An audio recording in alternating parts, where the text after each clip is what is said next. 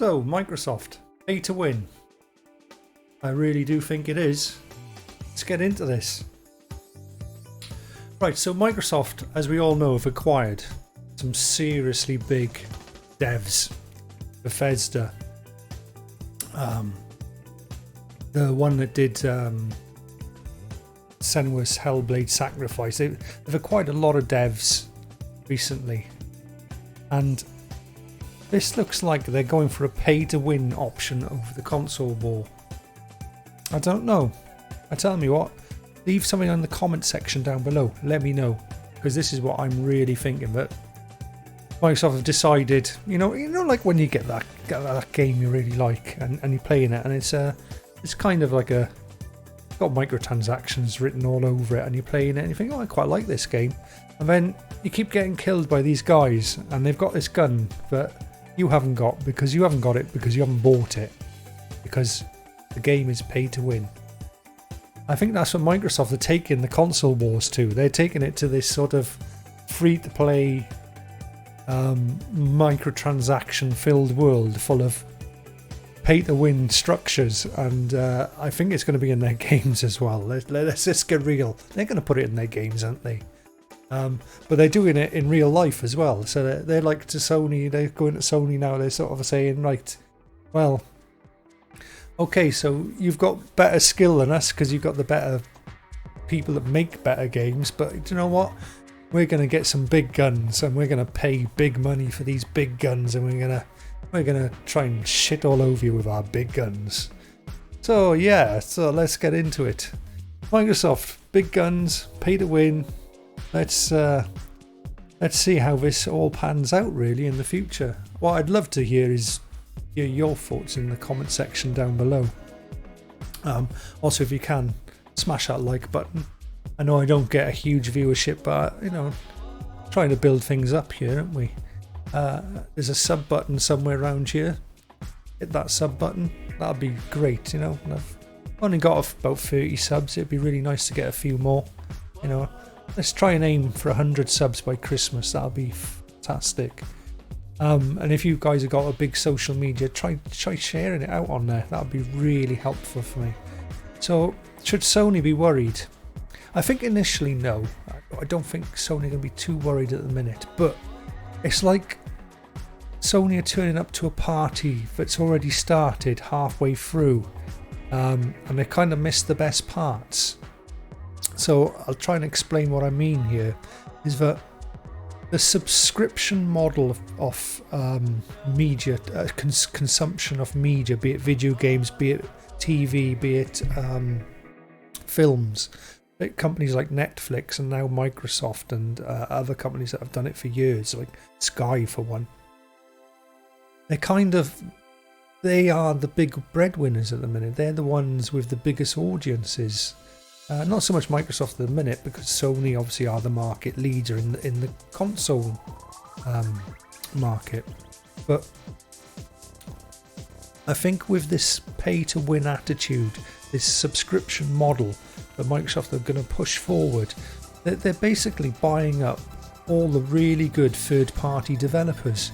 So, although Sony have got the great first-party developers, I think in the next 2 or 3 years we may find that Sony basically end up a little bit like what Nintendo did years ago, where the only games that will end up on the console will be for their own first-party games, which is great. I mean, look at Nintendo. Nintendo's got a fantastic player base. I don't own a Switch, but I know people that do, and people that love it, and there are games I'd really like to have a little pop on there at. But so Nintendo's always been a bit lacking in the third-party development. It's still not so much recently, but still a little bit. You know, you don't really get your Call of Duties and your FIFAs. I think maybe you do get a bit of FIFA on the Switch. I'm not sure. I'll have to look into that. Maybe someone write in the comment section below if you can get FIFA on Switch. But, well, me. But where does this leave Sony? Well, initially it's not going to be so bad, is it, really, for Sony? They're coming out, they're hitting the road running with the first-party software on release date. And Microsoft have basically got really nothing on the first-party front for their release. But what they will have is phenomenal absolutely phenomenal backlog of previous games that Bethesda own and their own backlog, and plus they do, to be fair to them, they do try and throw some new stuff in there as well.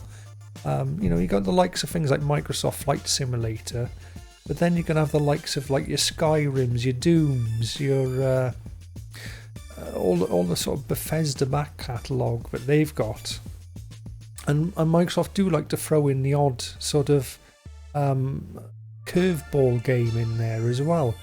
And I think moving forward, although Microsoft haven't got the big player base at the minute on their Xbox console, I think within 2 years you could see matching Sony's player base or overtaking it. And I think Sony are kind of getting left behind left behind here, because yes, they're really focusing on the first party thing, but what worked yesterday doesn't always work tomorrow. And you're really in the technological area, in the field, you really need to be ahead of the game. You need to be forward thinking, you need to be up there trying new things and seeing, and if they don't work the first time, maybe it's a little bit early, maybe try it again in a year later. Now we look at Sony's PlayStation sort of fundamentals, sorry I hit the mic, fundamentals. They've got PlayStation Now over here, and they've got the sort of PlayStation VR over the other side, and the sort of the main core PlayStation in the middle. But it seems like they're in separate places. It doesn't seem like they're together in the same sort of ecosystem. They seem like, oh, you want to play VR? We've got VR. It's over here. Or you want a subscription-based model of playing some older games? We stream games. We do the streaming thing like Stadia and like the new Amazon one that's just come out. Oh, that's over here. And PlayStation, oh, that's here in the middle. But you can access these things from the middle. Whereas Microsoft are sort of saying, right, our ecosystem is the Game Pass. If you're buying an Xbox console, you really want this Game Pass because that is part of our package. That is what we're going to deliver to you. And moving forward, I think it's going to be a phenomenal package. It's even got me thinking at the minute, I mean, do I really need the PlayStation 5? I mean, could I just go spend that 450 quid on a graphics card? There's new graphics cards coming out by AMD soon, and I can guarantee they're going to be the £400-500 mark. Stick it in the PC and just go Game Pass all the way. But I think I would, in my heart of hearts, I would be missing out on some titles that I've really loved this generation from Sony. So they're kind of resting on their laurels there, aren't they, Sony, with their Spider-Mans, their God of Wars, their Death Strandings. Although some of those are on PC now, they're Horizon Zero Dawn on PC, Death Stranding now on PC. So, you know, it does make me think. I don't mind waiting. I mean, at the end of the day, I very rarely buy new games anymore. They're too expensive. I mean, they're putting them up in price again. That's just another rant for another video. But I tend to wait for a hard, deep sale. I tend to like to get games under 20 quid. I love the bargains. I love, you know, when they do those sales and they do them games under £4. I'm all in on that.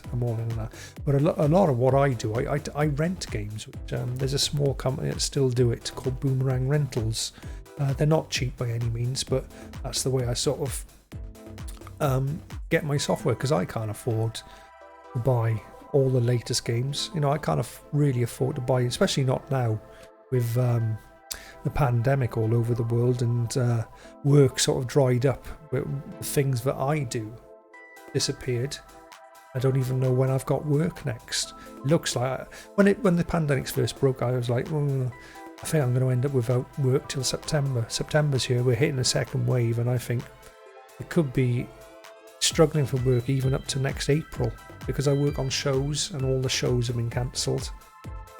You know, because of crowds. Anyway, you don't care about my problems, but I care about yours though.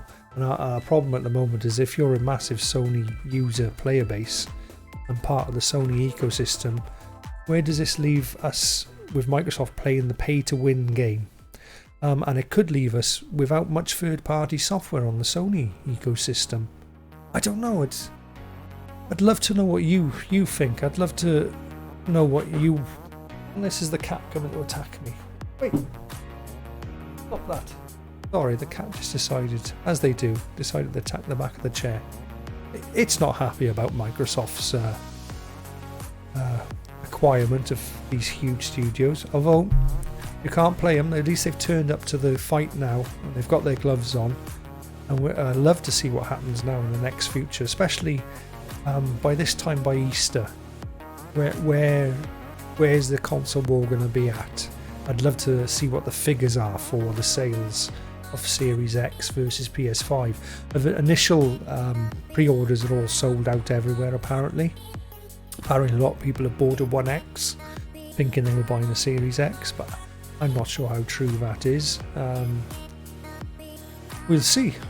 I'd love to know, love to see where this is going. Anyway, so it's my little chat over. If you like what you've seen, give me the old thumbsy up, see? Lovely, I'd love a bit of that. Consider a subscription. I'd love to hit 100 subs by Christmas, like I said. Anyway, and if you didn't like it, give me a subs down. And tongues out and boo-ha to you.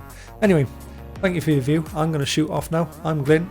This has been my little rant about Microsoft's pay to win. And let's get the flop out of here. Bye now.